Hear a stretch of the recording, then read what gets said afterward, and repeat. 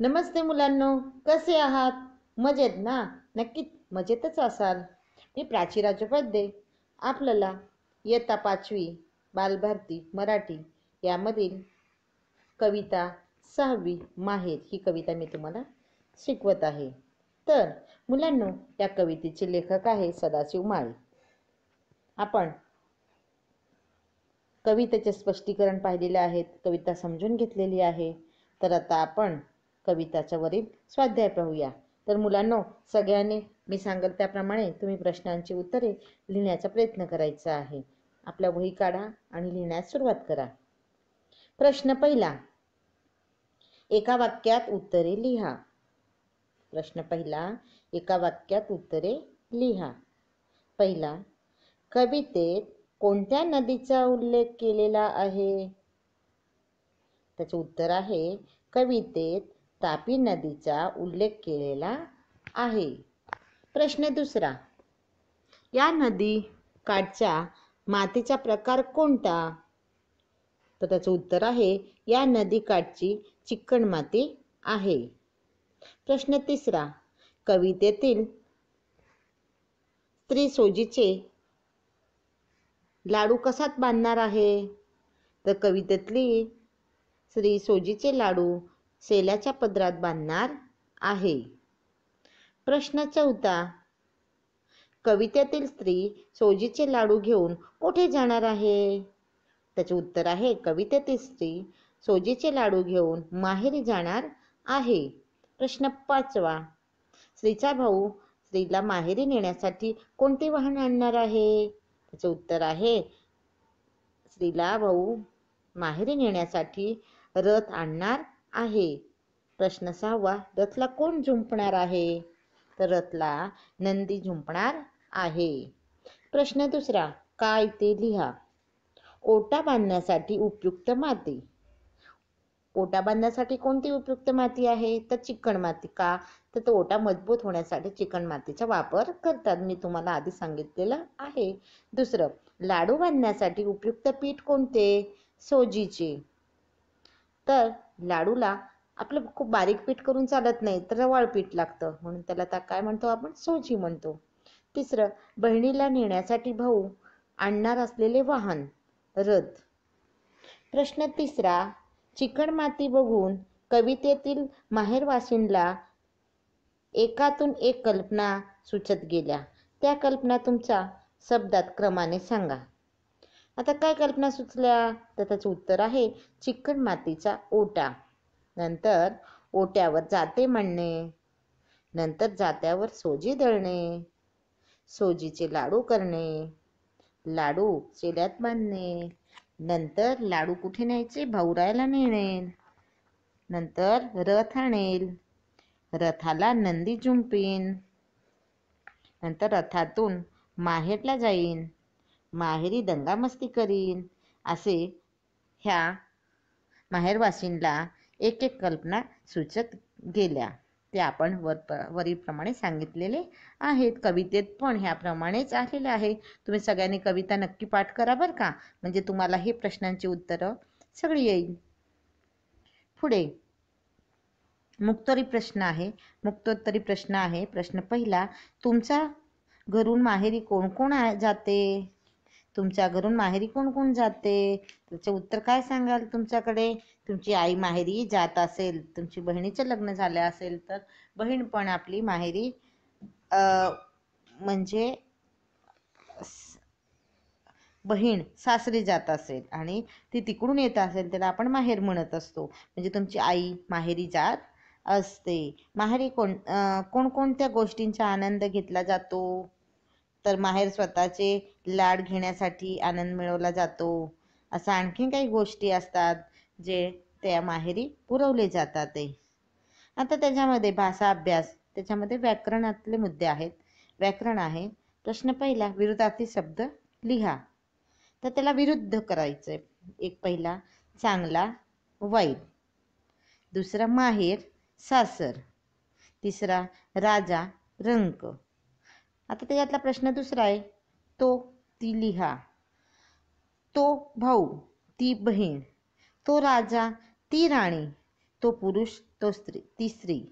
म्हणजे इथे तो, ती अशा प्रकारे आपण त्याच्यामध्ये पुरुषला आपण तो आणि स्त्रीलिंगला आपण ती असं शब्द, राणी, ती बहीण, ती राणी, ती स्त्री असे आपण शब्द वापरलेले आहेत. आता प्रश्न तिसरा. नंदी या शब्दातील न या अक्षरावरील अनुस्वार लिहिताच वाचताना विसरला तर नदी हा वेगळा शब्द तयार होतो. या शब्दांचा अर्थ मूळ शब्दापेक्षा वेगळा होतो. आता बघा, नंदी अनुस्वार जर विसरलं नवरचं तर दुसरा शब्द काय होणार आहे? नदी होणार आहे. तसे काही शब्द आता बघा, अशा प्रकारे 5 शब्दांच्या जोड्या लिहा आणि शब्दांचा अर्थ पण सांगा. आता मुलांनो, तसा शब्द आहे मंद. मंद म्हणजे त्याचा अर्थ काय होणार? हळू. आता अनुस्वार काढलेला शब्द असेल तर मद म्हणजे गर्व. आता कंप, थरथरणे, त्याचा अर्थ थरथरणे. आता अनुस्वार काढला तर कप होणार, चहा पिण्याचे साधन. आता तिसरा आहे दंगा. दंगा म्हणजे मस्ती आणि त्याचा अनुस्वार काढला तर दगा म्हणजे फसवणूक. पुढचं कुंडी, मातीचे भांडे, जिथे आपण रोप लावतो त्याला आपण काय म्हणतो? कुंडी म्हणतो. पण आता कुंडीवरची अनुस्वार काढलं तर कुडी. कुडी म्हणजे शरीर. आता पुढचं आहे खोड म्हणजे तरुण बैल. तसेच खोड म्हणजे झाडांचा बुंदा असं म्हणतो. पुढचं आहे गंड म्हणजे गर्व आणि गड म्हणजे किल्ला. गड म्हणजे काय? अनुस्वार काढला तर गड म्हणजे किल्ला आणि गंड म्हणजे गर्व. पुढे जंग. जंग म्हणजे काय? तर लढाई आणि जग म्हटलं तर दुनिया. अजून एक शब्द असा सांगता येईल की कंथा. कंथा म्हणजे गोधडी आणि अनुस्वार काढलं तर कथा. कथा म्हणजे काय असेल मुलांनो? गोष्ट. तर मुलांनो, आपल्याला अनुस्वार जर तुम्ही वाचला नाही तर त्या शब्दाचा अर्थ काय होत असतो? बदलत असतो. असे तुम्हाला पण काही शब्द असेल तर तुम्ही आपल्या ह्याच्यामध्ये लिहा, त्याचा अर्थ लिहिण्याचा प्रयत्न कराल ना मुलांनो? नक्कीच प्रयत्न करा सर्व मुलांनी. तर सगळे प्रश्नांची उत्तर खूप सोपे आहे. तुम्ही आपल्या हस्ताक्षरमध्ये प्रश्नांची उत्तर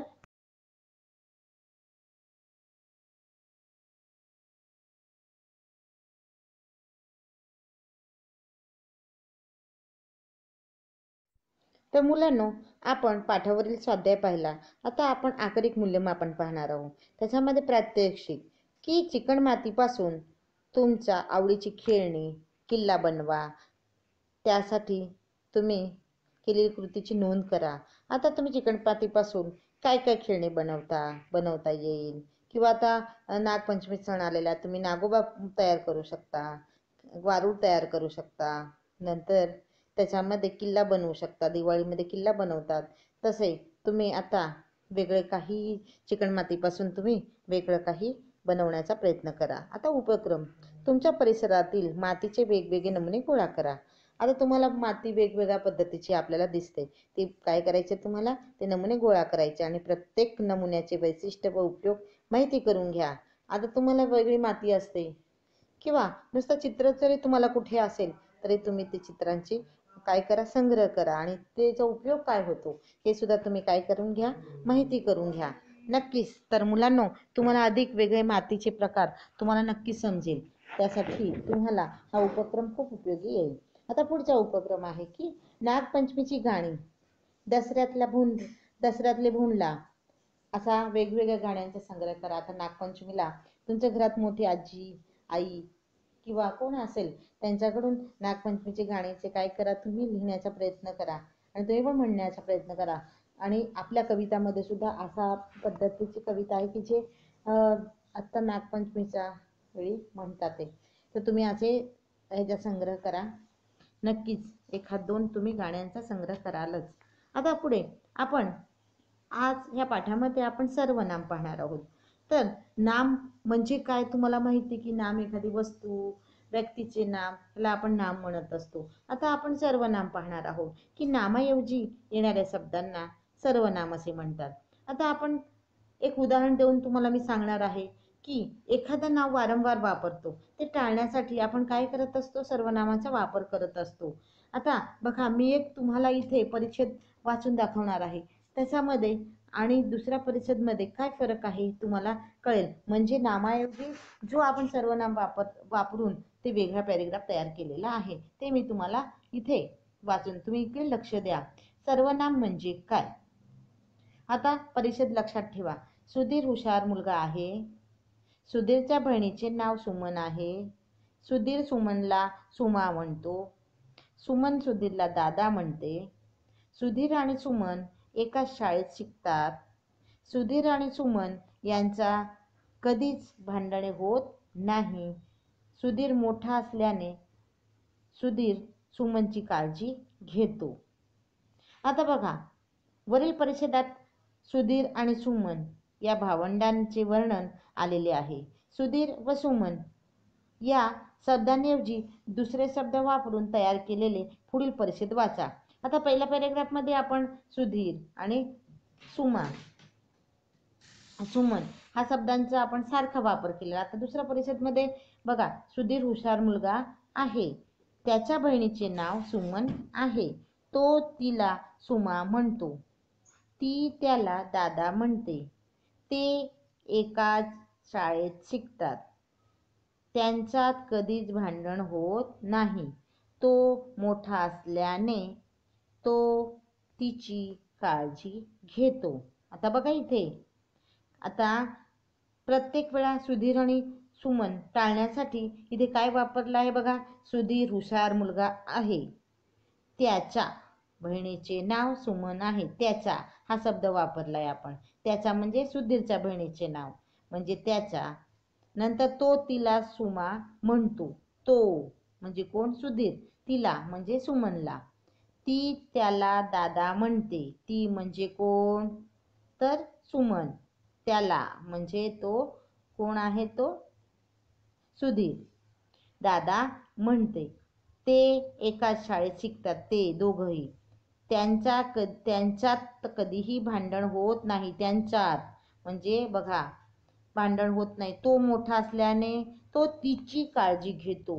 आता ह्याच्यामध्ये आपल्याला त्याचा, तो, तिला, तो, त्याला, त्याच्यात, ते, तो, तिची हे जे शब्द आलेले आहेत ते शब्द काय आहेत, ते नामाऐवजी वापरले जाणारे शब्द आहेत. त्यालाच आपण काय म्हणत असतो, सर्वनाम म्हणत असतो. अजून सुद्धा आपल्याला सर्वनामाची वेगवेगळी उदाहरणे आपल्याला अभ्यासता येईल. आता बघा, खाली वाक्य आहे. पुढील वाक्यातील नाम व सर्वनामे शोधून लिहा.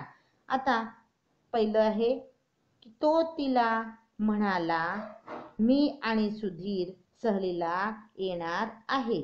आता बघा, तो तिला म्हणाला, मी आणि सुधीर सहलीला येणार आहे. आता ह्याच्यामध्ये नाम कोण आहे, सुधीर. आणि सहल कोणते वस्तू, पदार्थ किंवा याला आपण नाम म्हणतो. आता सुधीर आणि सहल हे काय आहे, त्याच्यामध्ये नाम आहे. आता त्याच्यामध्ये काम, आता त्याच्यामध्ये नाम आहे. तर ह्याच्यामध्ये सर्वनाम काय आहे, तर तो, तिला, मी.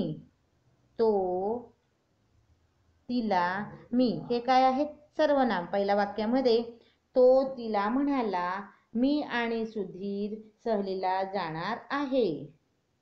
आता ह्याच्यामध्ये नामे काय आली, सुधीर हे नाम आहे आणि सहल हे नाम आहे. सर्वनामे तो, तिला म्हणाला, तो आणि तिला. तो आणि तिला हे सर्वनाम आहे. मी आणि सुधीर, मी हे काय आहे, सर्वनाम आहे. आता दुसरं वाक्य, स्वतःचे काम स्वतः करावे म्हणजे अंगातला आळस जातो. अंगात जो आळस असतो जातो. आता त्याच्यामध्ये नाम काय आहे, तर काम, अंग आणि आळस हे काय आहे, त्याच्यामधले नामे आहेत. तर त्याच्यामधले सर्वनाम काय आहे, स्वतः. स्वतः हे काय आहे, त्याच्यातले सर्वनाम आहे. तर मुलांनो, ह्याच्यामध्ये आपल्याला अधिक अभ्यास करण्यासाठी पुढील तासामध्ये ह्याचे नाम म्हणजे काय, सर्वनाम म्हणजे काय, हे सगळ्याचा अभ्यास आपल्याला पुढील तासामध्ये होणार आहे. तर मुलांनो, मी तुम्हाला हा स्वाध्याय समजून सांगितलेला आहे पाठाखालील. तर तुम्ही ही कविता पाठ करा, लिहून काढा आणि त्याची तयारी करा. तर आपण इथेच थांबूया. धन्यवाद मुलांनो.